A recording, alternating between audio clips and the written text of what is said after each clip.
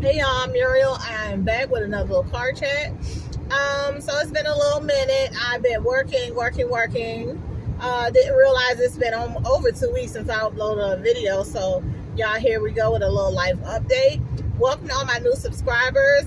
If you like what you hear, well, thank you for subscribing. And to anyone who's listening who hasn't subscribed, ooh, a dead deer in the road.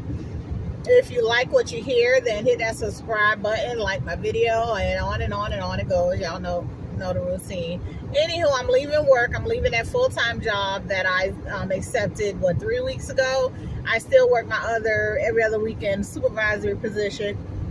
So guys, one thing that I noticed is since I went full-time, and I only went full-time like 3 weeks ago, I've noticed that the agencies have increased their rates.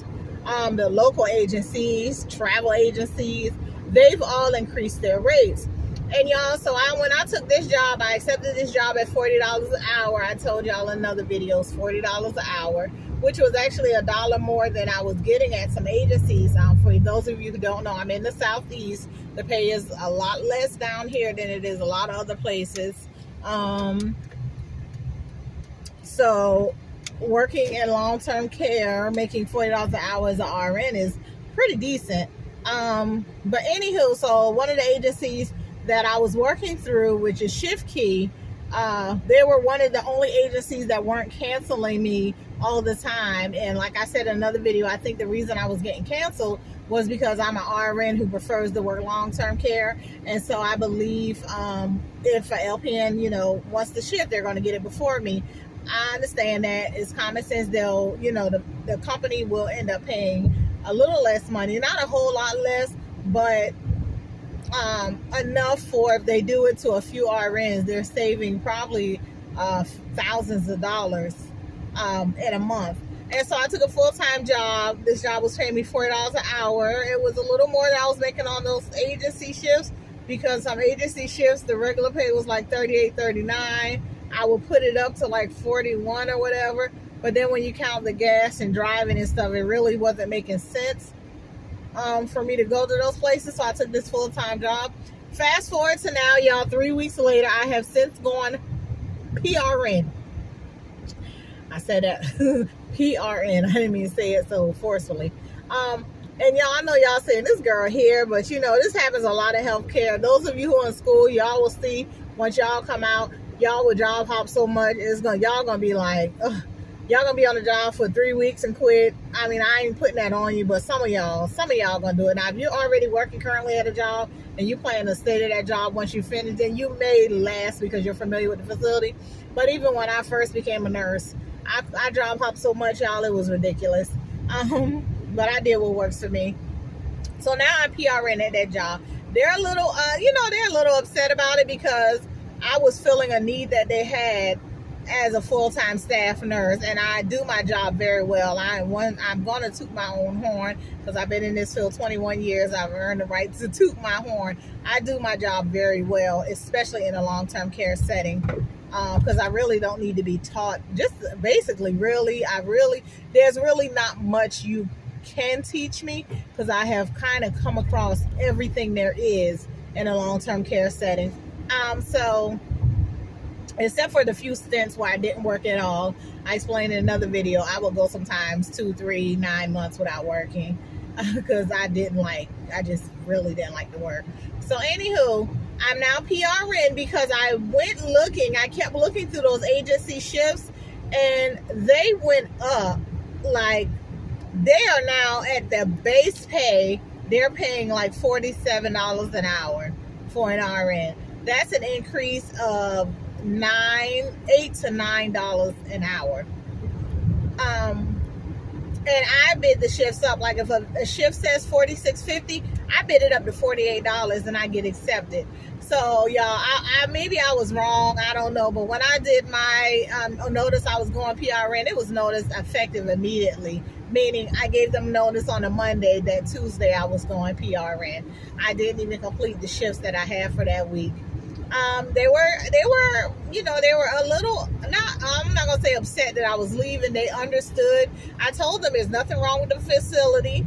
It's not hard work.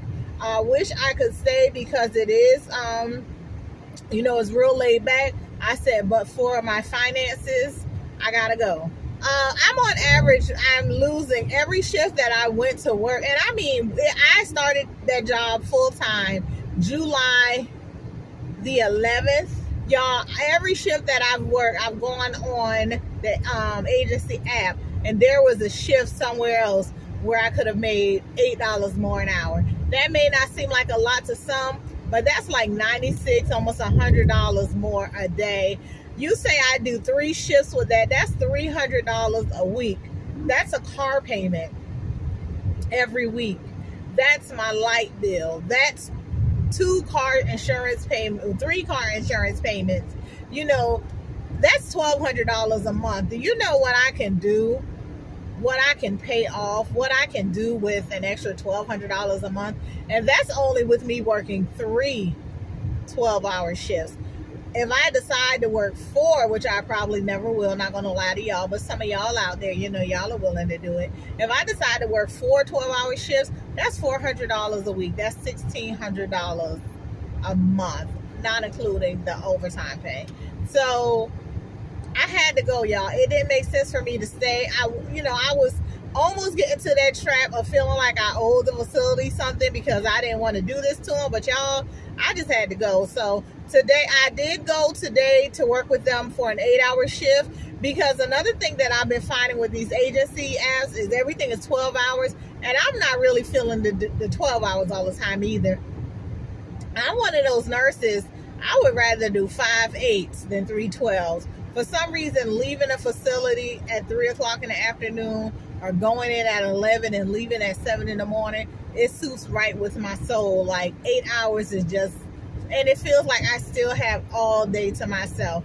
And there was one shift that I came to this job, my former staff job. I worked a 7A to 7P. I went home for a couple hours and did an 11 to 7 that night through the agency, and I was off the whole next day, and I was fully rested, and it didn't even bother me at all. So I feel like I can do that and do some 16s and be the same way. Like I can go do a 7 to 3 somewhere and then go that night and do an 11 to 7 and be off the whole next day on my, my regular day off. Do that twice a week, and it won't even really affect me that much emotionally or mentally, because between 3 till say 10 o'clock, I can get all the rest that I need to get. Also, my son will be starting back in school. A lot of my thing was my son, with him being home. He's autistic. My other children are keeping an eye on him, but he does get bored easily from sitting home. And so with him starting back in school, I can basically work Monday through Friday while he's in school and not have to worry about, what he's going to do at the house. Y'all don't know, my son is very destructive, but I don't have to worry about what he might do at my house, like what he might tear up, what my kids might not catch, because he'll be at school. So that kind of leaves me open to really working and really doing, really working and working for more money. So yeah. Also, y'all, talking about my business, it's still going well. It's going very well. Right now, we're bringing in about $1,700 a month with just the business, and that's after. No, I'm gonna say we're bringing in about $1,750 after I set aside what I set aside for taxes. It's probably around $1,600. I'm going to have to order another shipment of bins. Y'all know my second shipment already went out. So I'm going to have to order another shipment of bins because we have maybe 2 on reserve, right? Like, not on reserve, but 2 on residual. I'll say like 2 left over just in case something happens to someone's bin. And then we're going to be picking one back up from a customer because she's moving out of the area that we service. So whenever I get down to like 3, I try to have another order coming in. Business is going well. That account is stacking. It's looking pretty decent. We use that money to purchase more bins and to purchase things for the business, but we still have excess income. after we do our purchasing, whatever we need to purchase. I'm at the point, I'm still trying to convince, I say my driver, my partner, I'm still trying to convince him to let's open it up to another rural area where we have potentially like another 100 clients, because they're steadily calling me, asking me for service in that area. He's still kind of opposed to it. He's still saying like, let's just get all the customers in the area we're in right now. Let's lock this area down. Now, I understand what he's saying, but it's moving so slow. But I guess I just got to have patience. It's hard to think, though, that you could possibly have 100 customers. You know, I'll say out of maybe the 100 people who reached out to me, you know, sometimes all of them don't get service. But even if half of them get service, even if 50 of them get service, that's an extra $1,500 a month in revenue. And not only going to that area, but the areas leading up to that area, we can add those customers in, because I've had a few of those as well. So that's what me and my partner, we're gonna have to sit down and we're gonna have to really talk about this, because he is leaving we're leaving so much money on the table. Anywho, y'all, this is a little short video. I'm sorry it's so short. I really don't have anything else to talk about. I really don't. And not to say that all I do is work, because I do other things. I go out to eat. I go places. Y'all, but I'm not a vlogger. And I thought about taking my phone, not my camera. I don't use a camera. Thought about taking my phone some of these places, but anywho, I will talk to y'all later. This is Muriel, and y'all have a nice day.